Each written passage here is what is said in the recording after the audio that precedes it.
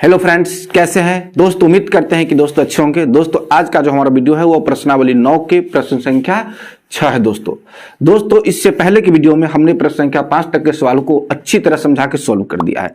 आप दोस्तों देखना चाहे तो आप हमारे YouTube चैनल 4 के स्टडी के प्लेलिस्ट पे जाके वहां पर उपलब्ध वीडियो प्रश्नावली 9.1 के 1 से 5 तक के वीडियो को पढ़कर उसके बाद इस वीडियो को देखेंगे तो आपको और अच्छी तरह समझ में आएगा, क्योंकि कुछ बातें प्रत्येक प्रश्न में कॉमन होती है जिसको हमने पिछले 5 वीडियो में समझा दिया है।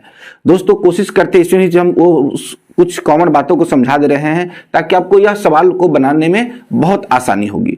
उससे पहले एक और जानकारी देते हैं दोस्तों, जिस तरह से आप यह 9.1 पढ़ रहे हैं मजा लेकर, उसी तरह से यदि आप और प्रश्नों को पढ़ना चाहते हैं जैसे कि प्रश्नावली 1, 2, 3 और इधर आप पढ़ सकते हैं 7, 8, 9, 10, 11, 12, 13, 14, 15 के प्रश्नों को पढ़ना चाहते हैं तो आप हमारे YouTube चैनल 4 के स्टडी के प्लेलिस्ट पे जाकर वहां पर उपलब्ध वीडियो को आप देख सकते हैं और बोर्ड एग्जाम की तैयारी अच्छी तरह से कर सकते हैं, अपने उज्जवल भविष्य की कामना कर सकते हैं और अपने मनो इच्छा के अनुसार यानी कि इच्छा के अनुसार रिजल्ट प्राप्त कर सकते हैं। दोस्तों तो आइए अब हम इस टॉपिक पर आते हैं कि इस सवाल में भी क्या बात कॉमन है जो कि पिछले 5 सवालों में कॉमन था। दोस्तों तो यहां पर कॉमन चीज है दोस्तों कि इस तरह के सवाल बनाने के लिए कम से कम तो सवाल का 3 बार जरूर पढ़ ले ताकि आपको सवाल समझ में आ जाए। दोस्तों जब तक सवाल आपको समझ में नहीं आएगा तब तक आप इसका फिगर नहीं ड्रॉ कर पाते हैं। एक सीरीज में है और जब तक आप फिगर ड्रॉ नहीं कर पाइएगा तब तक आपको पता नहीं चलेगा कि सवाल में हमें क्या चीज दिया हुआ है और क्या चीज निकालना है। तो यहां पर 2 लेयर बना। पहला तो सवाल को पढ़कर हमें फिगर बनाना है। दूसरा यदि फिगर बन जाता तब समस्या आता है हम साइन कॉस टेन, इसका उल्टा होता है कॉसेक सेक कॉट, यानी केवल 3 सूत्र साइन कॉस टेन में से हम किस सूत्र का इस्तेमाल करेंगे। जब तक आपका फिगर सही नहीं बनेगा, जब तक आपको यह नहीं पता चलेगा कि लंब कर्ण आधार में से क्या ज्ञात करना है, तब तक आप ये नहीं पता कर सकते हैं कि हम किस सूत्र का इस्तेमाल करेंगे। और जब सूत्र का इस्तेमाल नहीं होगा तो फिर आप थीटा का मान गड़बड़ कर दीजिएगा और थीटा का मान जब गड़बड़ होगा तो सवाल हो जाएगा आंसर गड़बड़, पूरा मेहनत आपको बेकार चल जाएगा। तो दोस्तों सबसे पहले इस सवाल का है कि सवाल को अच्छी तरह पढ़े, समझे और उसका फिगर ड्रॉ करें। तो इस पहला स्टेप हम पूरा करते हैं कि सवाल को अच्छी तरह से समझते हैं और उसका फिगर ड्रॉ करते हैं। एक एक बिंदु पर सवाल को पढ़ेंगे। दोस्तों यहां पर कहता 1.5 मीटर लंबा एक लड़का 30 मीटर ऊंचे भवन से कुछ दूरी पर खड़ा है, यानी कि 30 मीटर ऊंचा कोई भवन है बड़ा सा है और उससे कुछ डिस्टेंस पर एक लड़का है जो कि 1.5 मीटर लंबा जो खड़ा है। लड़का कुछ दूरी पर है, यानी कि जो भवन है, भवन का दीवार है जो हाइट 30 मीटर, उससे कुछ दूरी पर यानी कि जो लड़का की लंबाई वह 1.5 मीटर का लंबा लड़का एक खड़ा है। अब वह कहता है कि जब वह भवन की ओर जाता है तब उसकी आंख से भवन के शिखर का उन्नयन कोण 30 डिग्री से 60 डिग्री हो जाता है, यानी कि भवन से कुछ दूरी पर वह लड़का है खड़ा और वह भवन की ओर टहलते हुए जाता है तो उसकी आंख से जो भवन के शिखर का उन्नयन कोण बनता है वह 30 डिग्री से बढ़कर कितना 60 डिग्री हो जाता है। 30 डिग्री से बढ़कर 60 डिग्री। दोस्तों अभी हम ओरल समझा रहे हैं, फिर इस चीज को फिगर में बनाएंगे और पुनः हम समझाएंगे आपको। दोस्तों 30 डिग्री से 60 डिग्री हो जाता है। बताइए कि वह भवन की ओर कितनी दूरी चलकर गया, यानी कि वह भवन की ओर कितना डिस्टेंस तय किया, चलते हुए ऐसे ऐसे चलते हुए वह भवन की ओर कितना दूरी तय किया, डिस्टेंस तय किया। हमें यह ज्ञात करना है बच्चों। तब आइए हम सवाल बनाते हैं। सबसे पहले हमारा सवाल यहां पर भवन बनाना होगा, जो कि भवन की ऊंचाई कितना है दोस्तों 30 मीटर यहां पर कहता है। तो सबसे पहले हम भवन ड्रॉ करते हैं। दोस्तों यहां एक 30 मीटर ऊंचा भवन है और यह भवन के शिखर हो जाएगा। यह क्या हो जाएगा, यह भवन हो जाएगा शिखर और यह हो जाएगा पाद यानी कि जड़, पाद बिंदु। अब कहता है कि यहां से 30 मीटर, देखिए 1.5 मीटर लंबा एक लड़का 30 मीटर ऊंचे भवन से कुछ दूरी पर खड़ा है, तो यह तो 30 मीटर ऊंचा भवन हो गया। इसको लिख देते हैं भवन। यहां से भवन हुआ, यानी कि यह भवन की दीवार हुआ, भवन को चाहिए और यहां से कुछ दूरी पर यहां पर तक मान लिया जाता है कि एक 1.5 मीटर लंबा लड़का यहां पर तक खड़ा है। ऐसे 1.5 मीटर यह लड़का है।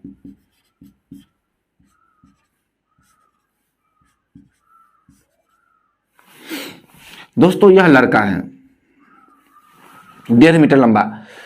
1.5 मीटर लंबा एक लड़का 30 मीटर ऊंचे एक भवन से कुछ दूरी पर खड़ा है, यानी कि 1.5 मीटर यहां लंबा लड़का हो गया। यहां पर हम भवन को मान लेते हैं ए बी भवन हो गया, लड़का के मान लेते हैं सी और डी मान लेते हैं लड़का के, यानी कि ए बी हो गया भवन और लड़का हो गया सी डी, जो कि भवन से कुछ दूरी पर, दूरी क्या हमको पता नहीं है, किताब में भी नहीं पता है यह दूरी जो बी से कितना दूरी पर खड़ा है, सीधे कह रहा है कुछ दूरी पर 1.5 मीटर लंबा एक लड़का खड़ा है जब वह ऊंचे भवन की ओर जाता है। जैसे यहां से चलते हुए ऐसे ऐसे ऐसे से जाता है, तो कुछ दूरी मान लिया जाए कि वह यहां पर आता है, यहां पर आता है, यहां पर आता है, कुछ दूरी मान लिया जाए, मतलब कि उसको यह आंख ही पहले यहां था नेत्र, तो ऐसे करके अब यहां ऐसे सीधे हो जाएगा, यानी कि यहां पर आ जाएगा उसका नेत्र। वह ऊंचे भवन की ओर जाता है तब उसकी आंख से भवन के शिखर का उन्नयन कोण 30 डिग्री से 60 डिग्री हो जाता है। शुरू में लड़का सी पर खड़ा था, तो सीडी लड़का के हाइट है, तो लड़का के आंख ऊपर हो गया यहाँ पर, तो यहां से भवन के शिखर का उन्नयन कोण कितना था, 30 डिग्री था यहाँ पर दोस्तों करा। गौर से समझिए वालों को अच्छी, यहां से था 30 डिग्री। शुरू में जहां पर लड़का खड़ा था तो यह लड़का के आंख होगा, यहां से आंख से उसके शिखर का उन्नयन कोण कितना था, 30 डिग्री था दोस्तों। जब वो लड़का कुछ दूरी कुछ डिस्टेंस यहां से तय किया, यहां पर तक आया, तो यहां से इसकी दूरी होगा ऐसे, यहां से कहता है उसके शिखर आंखों का शिखर उन्नयन कोण 60 डिग्री हो गया है।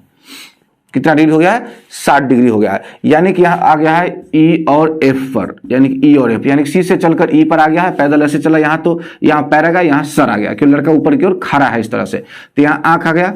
तो पहले उसका जो देखने का उन्नयन कोण था हुआ कितना, 30 डिग्री था। जब ये इतना दूरी तय किया, सी कहिए तब और यह कहिए तब, डी एफ कहिए तब, इतना दूरी तय किया, तो उसके आंखों का उन्नयन कोण, आंख जो शीर्ष का उन्नयन कोण था वह 60 डिग्री हो गया दोस्तों यहाँ पर। तो बताइए कि वह भवन की ओर कितनी दूरी चल कर गया, यानी कि वह भवन की ओर कितना डिस्टेंस चला। दोस्तों यहाँ पर हम कर सकते हैं सी डिस्टेंस कर सकते हैं या डी एफ डिस्टेंस कर सकते हैं, दोनों में से कोई एक डिस्टेंस हो सकता है, क्योंकि यदि हम ऐसे चलते तो खाली पैर थोड़ी बढ़ता है, जब हमारे यह पैर बढ़ेगा, जब यह पैर बढ़ेगा तो सर भी आगे बढ़ेगा। तो यहाँ इसका पैर है यह ऐसे ऐसे चलकर यहाँ, और यह सर यहाँ था तो यहाँ चला गया आंख, तो मैंने यहां से देखा तो उन्नयन कोण कितना होगा, 60 डिग्री, जो कि 30 डिग्री से बढ़ कर गया है। तो यह दूरी ज्ञात कर रहा है, सी दूरी ज्ञात कीजिए या डी दूरी ज्ञात कीजिए, बात बरोबर है दोस्तों। उससे पहले दोस्तों एक बात और ध्यान देना है हमें, एक बात और क्या ध्यान देना है उसको देखिए। जैसे लड़का 1.5 मीटर है, तो 1.5 मीटर हाइट तो यहां से घटेगा, 1.5 मीटर हाइट तो यहां से घटेगा, यानी कि भवन की कुल ऊंचाई है 30 मीटर, तो भवन की ऊंचाई में से ये 1.5 मीटर लंबा लड़का है, तो उसको घट जाएंगे, तो भवन के एक्चुअल ऊंचाई जो बचेगा वह 30 मीटर माइनस 1.5 मीटर, यानी कि 28.5 मीटर बचेगा दोस्तों। तो यहां पर लिख देते हैं, भवन की जो ऊंचाई बचेगा वह हो जाएगा कितना, यहां से यहां तक 28.5 मीटर हो जाएगा, 28.5 मीटर हो गया दोस्तों भवन की एक्चुअल ऊंचाई। तो आई जो चीज हमें ज्ञात करना है उसको हम सबसे पहले लिखते हैं, लिखेंगे हल और लिखते हैं माना कि लड़का द्वारा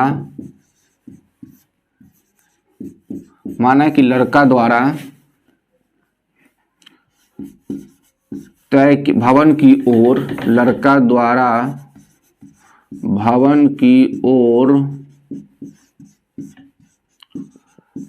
तय की गई दूरी यानी कि डीएफ है, कितना है, डीएफ है दोस्तों, यानी कि डीएफ हम ज्ञात कर लेंगे तो हमारा आंसर कैलकुलेट हो जाएगा दोस्तों। अब है भवन की ऊंचाई, क्या है, भवन की ऊंचाई जो क्या होगा, यहां पर हम लिख देते हैं DEF, जी लिख देते हैं, यहां पर हम लिख देते हैं जी, क्या लिखते हैं यहां पर, जी। भवन की ऊंचाई यानी कि AG माइनस, यानी कि AG बराबर हो जाएगा, AG बराबर होगा AB माइनस GB, यानी कि AB माइनस GB, यानी कि AB टोटल है 30 मीटर और यह GB हो जाएगा, लड़का का हाइट है 1.5 मीटर, तो यह भी हो जाएगा 1.5 मीटर, जो कि इसको हम घटा लेंगे, 1.5 मीटर घटाएंगे यहां से तो 28.5 मीटर हो जाएगा दोस्तों, इस तरह से। अब दोस्तों हमें हर एक चीज ज्ञात हो गया है, अब केवल 2 त्रिभुज में हमको आधार ज्ञात करना है, उसके आधार पर निकल लगा। जैसे त्रिभुज AGD में, त्रिभुज AGD में यहां पर लंब दिया 28.5 और यह GD निकाल लेते हैं तो यह पूरा निकल गया। पुनः त्रिभुज AGF में हम यदि GF आधार ज्ञात कर ले रहे हैं तो हम DG में से GF घटा देंगे तो हमें यह DF ज्ञात हो जाएगा। क्या हो जाएगा, GD में से FG घटाएंगे तो हमें DF ज्ञात हो जाएगा दोस्तों। तो आइए सबसे पहले हम बड़े वाले त्रिभुज में चलते हैं और उसका मान निकालते हैं दोस्तों। तो लिखेंगे यहां पर दोस्तों समकोण त्रिभुज। देखिए ए जी डी में, बड़ा बड़ा त्रिभुज में, ए जी डी में दोस्तों, किसमें, ए जी और डी में, बड़ा बड़ा त्रिभुज में दोस्तों हम अभी बात कर रहे हैं। यहाँ पर ए जी डी में क्या क्या दिया है, यहाँ पर दिया है दोस्तों थीटा का मान दिया है 30 डिग्री, और जो कि लंब दिया हुआ है, लंब क्या दिया हुआ है, ए जी, लंब ए जी दिया हुआ है। यहां से ए जी देख सकते हैं यहाँ कितना है 28.5 मिनट। पुनः आधार हमको ज्ञात करना है, क्या ज्ञात करना है, आधार है जो कि है जी डी बराबर वाट करना है।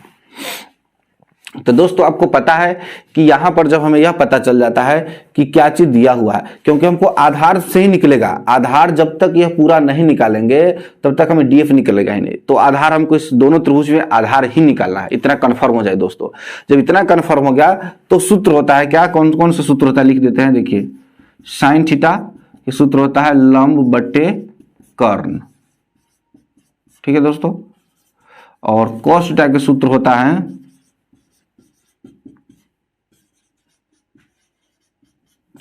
आधार बटे कर्ण।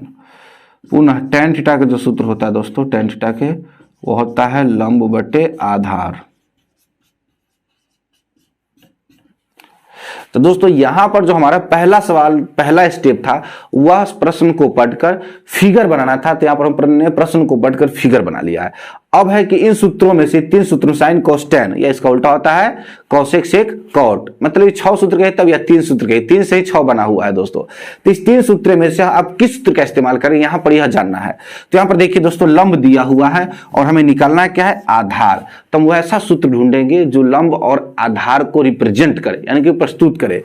तो इस सवाल में देखिए लंब और कर्ण है, आधार क्या है, तो इस सूत्र का इस्तेमाल नहीं करेंगे।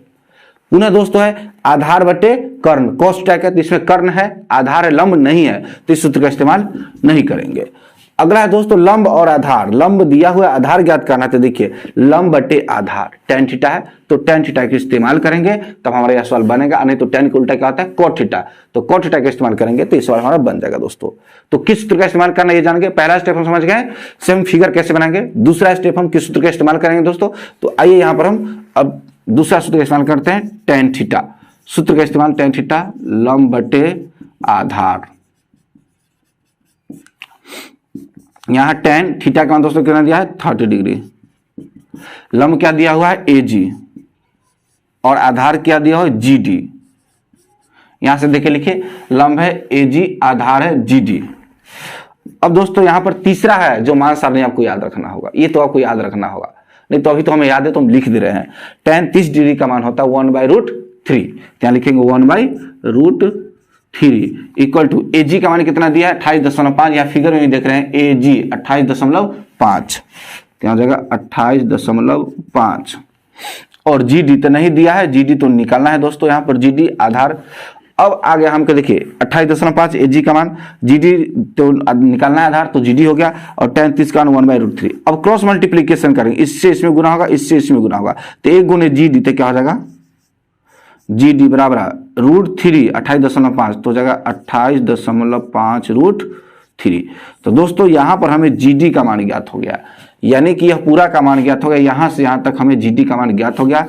अब हमें समकोण त्रिभुज AGF में चलना है, जो कि यहां पर भी क्या है AG लंब दिया हुआ है, आधार FG ज्ञात करना है दोस्तों। तो आइए चलते हैं इस त्रिभुज में, यहां से लिखेंगे दोस्तों, यहां से अब समकोण त्रिभुज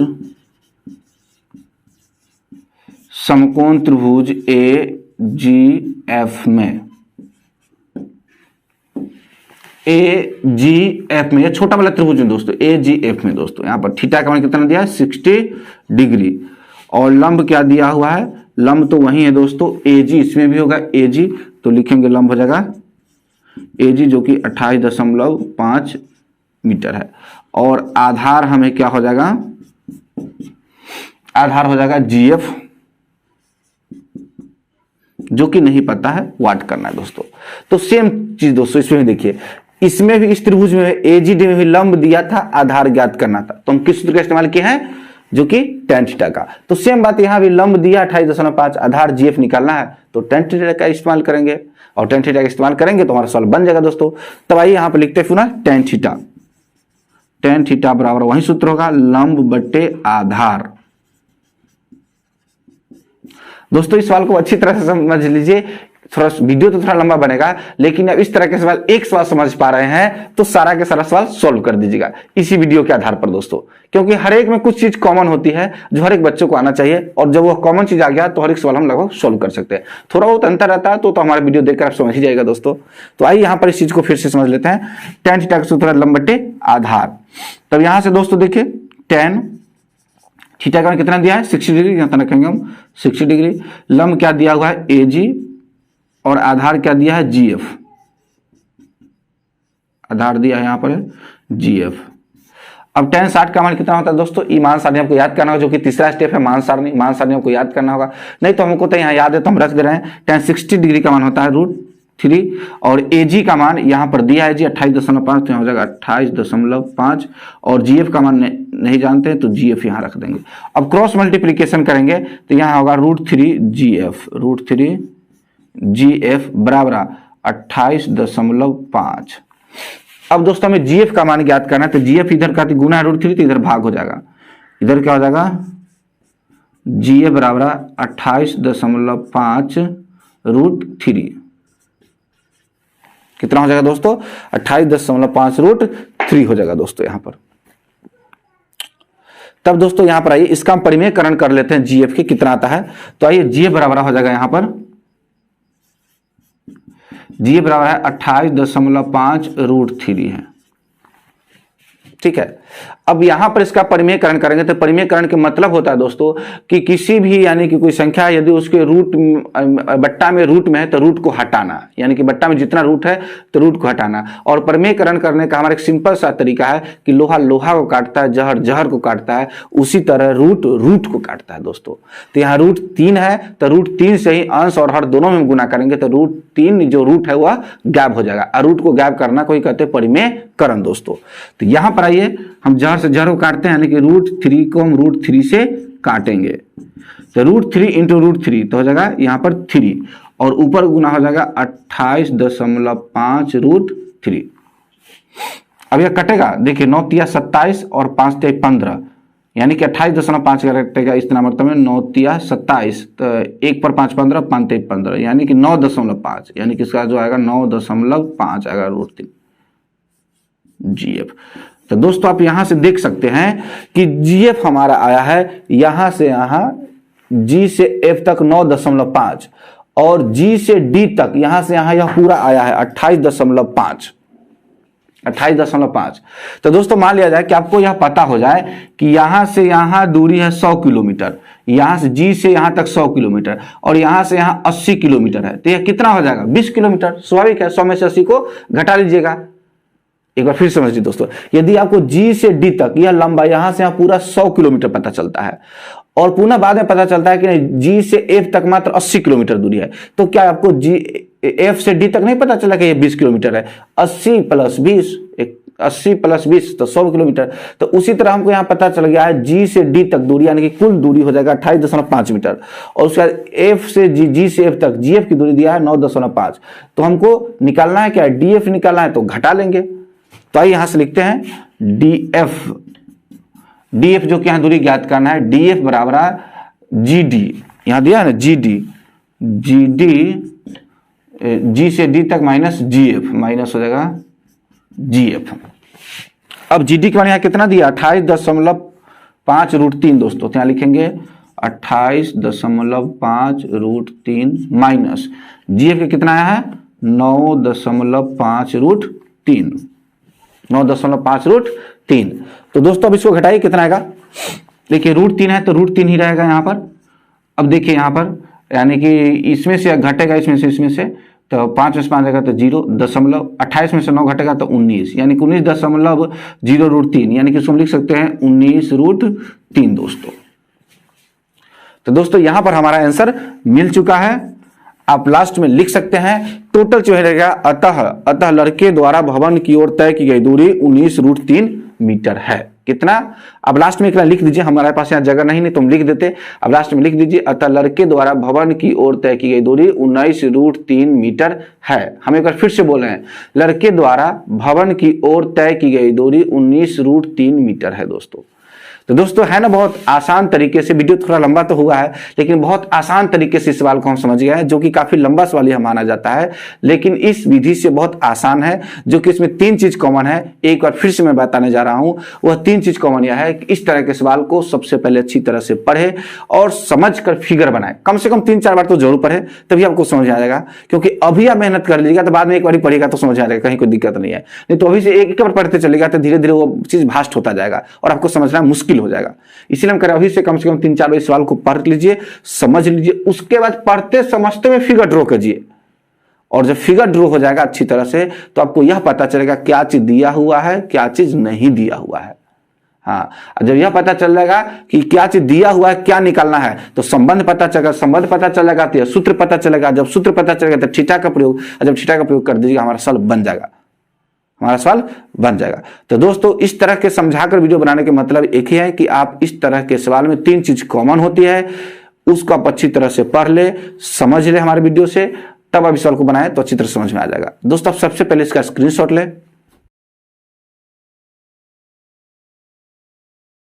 उम्मीद करते हैं कि आपको वीडियो समझ में आ गया होगा। अगर अभी भी कहीं भी किसी में कोई डाउट है तो आप हमें कमेंट के माध्यम से बता सकते हैं। मिलते हैं एक और वीडियो में दोस्तों, तब तक के लिए जय हिंद।